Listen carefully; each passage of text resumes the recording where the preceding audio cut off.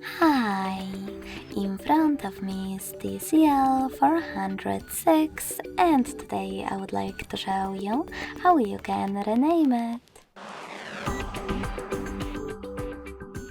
Begin by going into settings and clicking on Bluetooth section right away. Then you need to activate Bluetooth by clicking on gray switcher at the top and wait for the device name option to show. When it does, click on it and type in wherever you want to.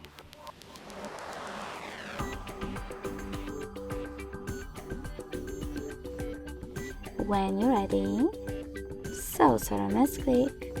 When you're ready, just click on rename in the pop-up. So when I do that, as you can see, name of my device has changed. Thanks so much for watching. If you enjoyed this video, don't forget to leave a like, comment and subscribe. Bye!